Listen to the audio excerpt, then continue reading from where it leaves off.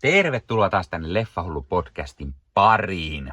Tällä kertaa hieman yllättäen arvostelussa Ysäri-trilleriä ja Air Force One-leffan merkeissä. Eli meikäläiseltä kysyttiin mietteitä tästä leffasta, mutta edellisestä katsomiskerrasta oli vierähtänyt yllättävän pitkää aika. Ja mä en osannut sanoa muuta kuin se, että siis täällä on hyvä leffa. Mä oon nähnyt sen monia kertoja, mutta en niinku tarkemmin osannut sitä sanoa. Ja tästä mä sitten sain idean, että mä katson tämän leffan uudestaan ja mä myös teen arvostelun siitä, jotta tämä, joka kysyi, terveisiä Juusupille, ja muutkin sitten, jotka seuraa meikäläisen kanavan, niin saa tietää, mitä mieltä mä olen Air Force Oneista. Tämän leffan pääosissa nähdään tietenkin Harrison Ford ja sitten Gary Oldman. Ja sen on ohjannut Wolfgang Petersen, joten voiko se olla mitään muuta kuin hyvä leffa? No, siihen vastauksia arvostelussa. Kun Yhdysvaltain presidenttiin lentokone Air Force One kaapataan, venäläiset terroristit vaativat presidentti James Marshallin käyttävän valtaansa vankilaan teljetyn johtajansa vapauttamiseksi. Mutta terroristit eivät ole ottaneet huomioon, että kun Marshallin perhe on vaarassa, niin presidentti ei vain suostu uhriksi, vaan taistelee vastaan, sillä Marshall onkin yllättäen Medal of Honor-luokan entinen sotilas. Ja no, Harrison Fordin näyttelemä, joten ei ihan mikä tahansa uhriksi joutuva presidentti. Harrison Ford siis näyttelee Yhdysvaltain presidentti James Marshallia, ja sanoisin, että Harrison Fordin näyttelemä James Marshall on yksi parhaista, ellei paras se fiktiivinen presidentti. Ja siis Ford nyt on aina pirun kova näyttelijä. Se sopii niinku täydellisesti tällaiseen rooliin. Hän on Yhdysvaltain presidentti, jolla on ne semmoiset presidentilliset aatteet ja näin, mutta sit hän on vähän semmoinen toimintasankari kuitenkin tässä. Ja sopii niinku mainiosti vanhempi Indiana Jones tai Han Solo, mutta vähän niinku ehkä todellisempi hahmo, koska hän on Yhdysvaltain presidentti. Ja Ford tekee todella hyvää roolisuorituksen tässä. Gary Oldman taas, että se sopii niin mahtavasti tämän leffan pahikseksi.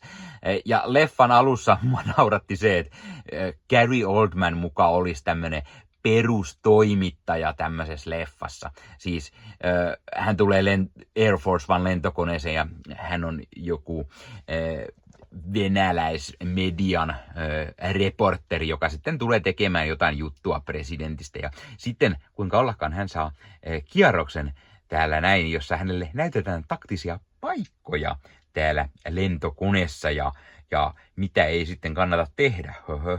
Ja sitten hän onkin oikeasti terroristi. Spoilereita, jos et ole leffaa nähnyt. Tai sitten se on muka niinku hauskaa, että Harrison Fordin tämä presidentti lähtee pakokapselilla karkuun näitä terroristeja, niin kuin Harrison Ford näyttelisi sellaista hahmoa. Se on kuitenkin toimintasankareista tunnettu näyttelijä, niin vähän ne asiat nauratti leffassa. Sen lisäksi tässä nähdään Glenn Close, joka näyttelee varsin toimivasti Yhdysvaltain varapresidenttiä. Varapresidentti joutuu ottamaan ohjat, kun tämä presidentin oletetaan pahimmillaan olevan jopa kuollut tai ainakin kidnappattu. Ja Glenn Close sopii kyllä mainiosti tällaiseen rooliin. Glenn Closen hahmo joutuu myös pahaan tämmöiseen välikäteen, sillä puolustusministeri onkin sitä mieltä, että päätäntävalta kuuluu hänelle eikä varapresidentille tällaisessa tilanteessa. Ja Dean Stockwell, joka näyttelee tätä puolustusministeriä, sopii tosi mahtavasti, koska hän on niin kuin tämän leffan toinen pääpahis tämän Gary Oldmanin hahmon lisäksi ja niin kuin sopii tosi mainiosti siitä, että tässä on niin kuin pahikset on ne venäläiset terroristit tai venäläismieliset terroristit, jotka haluaa entisen Venäjän, Suur-Venäjän paluuta ja sitten taas tämä toisaalla nähdään niin kuin Yhdysvaltojen hallituksen sisällä pahis, eli tämä puolustusministeri, joka on sitten niinku eri linjoilla tämän varapresidentin kanssa. Sieltä tulee semmoinen poliittinen taistelu tähän lisäksi. Ja sen takia tämä toimii, se antaa siellä niinku kotirintamalla myös hyvää pikku thrillerijännitystä ja toimii tosi hyvin niinku kahden rintaman thrillerinä. Leffassa nähdään myös mukana William H. Macy, joka näyttelee tämmöistä majori Caldwellia. On mukana täällä Air Force Oneissa. Xander Berkeley on agentti Gibbs. Berkeley myös mahtava tässä. Wendy Grusom näyttelee presidentin puolisoa ja Liesel Matthews presidentin tytärtä. Paul Guilford on Chief of Staff ja Jürgen Prosnov on kenraali Radek. Ja Paul Guilford sopii just sopivasti tämmöisen niin kuin hallinnolliseen tehtävään. Tulee vähän mieleen hänen hahmonsa CSI-sarjassa. Tai Jürgen Prosnov, joka näyttelee tästä venäläistä vähän niin kuin terroristipomoa, tämmöistä kenraali Radekia, sopii tosi mainiosti siihen rooliin.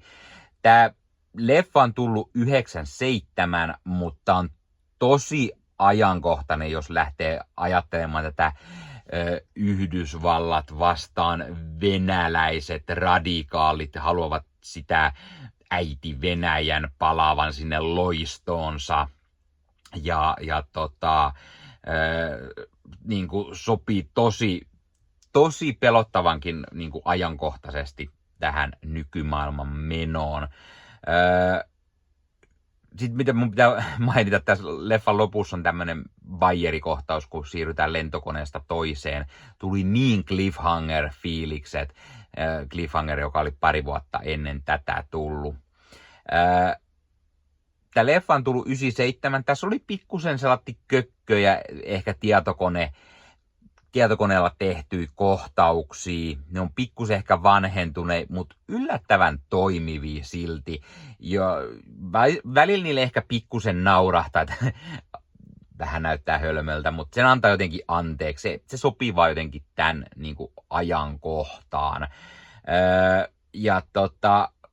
Tämä on oikeasti tiukkaa taattuu sellaista ysäri-trilleri. Ysärillä tuli paljon hyviä thrillerileffoja ja tämä on ehdottomasti sellainen toimintatrilleri. Wolfgang Peterson on jälleen ohjannut hiton hyvän leffan. Ne, jotka ei nyt heti tiedä, niin Wolfgang Peterson on ohjannut muun muassa Das Boot, eli sukellusvene U96-leffan Tulilinjalla, Tuntematon uhka, Merenraivo tai Troja. Kaikki hyviä leffoja, jopa loistavia. Tämä on oikeasti mun mielestä tosi hyvä tämmönen toiminta, thrilleri, leffa. Ja ehdottomasti parasta anti on Harrison Ford, Gary Oldman pahiksena, Glenn Close, joka näyttelee sitten varapresidentti. Se kolmikko on se paras ehdottomasti. No ja Dean Stockwell, joka näyttelee sen ministeristä, vähän niin kuin pahisministeri, niin toimii myös mahtavasti. Mä antaisin arvosanaksi täällä varmaan sen 8,5/10. Mut Juusopille terveisiin, niin ei tää kyllä mitenkään Die Hardille pärjää, vaikka tää hyvä leffa onkin. Juusoppi oli sitä mieltä, että Die Hard on muka huonompi kuin Air Force One. No ei kyllä Die Hard on kovempi. Die Hard 2 on kovempi. Die Hard 3 on kovempi. Todennäköisesti. No, tää on aika yhtä hyvissä kuin ne. Ei tää siis huono. 8,5/10. Eli kyllä mä ehdottomasti suosittelen katsomaan, jos ette ole jostain syystä kattonut. Mutta, laita kommentteja. Ootko sä nähnyt legendaarisen Air Force Onein. Kyllä voi sanoa jo legendaarinen leffa. Mitä mieltä sä oot Air Force Oneista? Kuka on sun mielestä paras fiktiivinen presidenttihahmo tai hänen näyttelijänsä?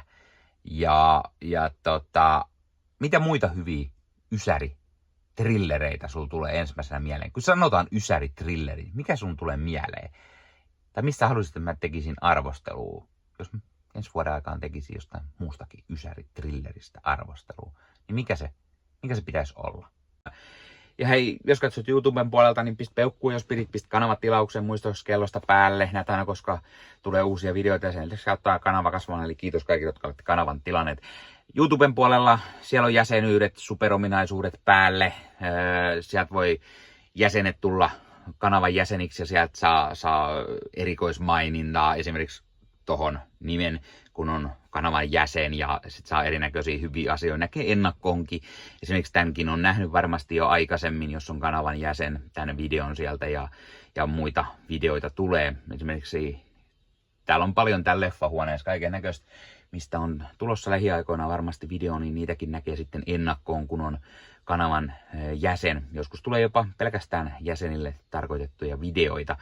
Ja sen lisäksi on kaikki korostettuja vastauksia ja tila ja tämmöisiä merkkejä ja muuta kaikki. Kyllä te tiedätte YouTube-juttut. 099 € kuussa tai 299 € kuussa, niillä saa erinäköisiä asioita, kun tilailee tai on kanavan jäsen. Ja niitä supertykkäyksiä, superkommentteja, kaikkea voi laittaa, niin siitä tulee muutamat kymmenet sentit sitten tähänkin suuntaan. Eli kiitos kaikille, jotka olette niitä laittaneet. Ottakaa Leffahullu somekanavat haltuun, Instagrami, TikTokki, Facebook-sivusto, jäne. Meikäläinen tekee Marvel Podcast Suomea, Star Wars Podcastia ja sitten sen lisäksi meikäläinen kuuluu Leffamediaan, jos on yli 30 sisääntuottajia, jotka rakastavat leffoja ja sarjojen katsomista, niiden arvostelemista ja kaikkeen leffoja ja sarjoihin liittyvää. Sieltä löytyy leffa- ja sarja-aiheiset uutiset, huhut, trailerit, sieltä löytyy haastatteluja, kaikennäköistä leffa- ja sarja-aiheista. Ja jos taas haluat ostaa fyysisiä leffoja, niin suomikassu.fi verkkokaupasta voi käydä ostamassa itselleen 4K DVDtä, Blu-raytä. Siellä kun käyttää koodia Leffahullu saa 5 € alennusta, kun ostaa yli 60 €. Mikä se mukavampaa? Pikkualennus, ostaa leffat ja sarjaiset fyysinä hyllyyn, koska koskaan ei voi tietää, koska joku suoratoistopalvelu lähtee muokkaamaan leffoja, poistamaan niitä valikoimastaan. Usein kuvan ja äänenlaatu kärsii, koska suoratoistopalvelun pittivirta ei riitä. Kun leffa on fyysinä hyllyssä, siinä on paras mahdollinen kuvan ja äänenlaatu ja silloin niin kuin tietää, että varmasti saa laatu. Sen lisäksi fyysinen leffoissa on esimerkiksi bonusmateriaaleja elokuvan tekemisestä. Ostat jonkun erikoisjulkaisun, tyylikäs steelbook vaikka tai premium-julkaisu, niin tulee kaikennäköistä lisähärpäkettä myös mukana, magneetteja, julisteita, kirjasta, vihkosta sen leffan tekemisestä, kaikennäköistä muuta mukavaa. Sen takia fyysinen formaatti on aina jees. No niin, tämä oli Leffahullu podcast tällä kertaa. Ei muuta, ensi kertaa. Se on moro.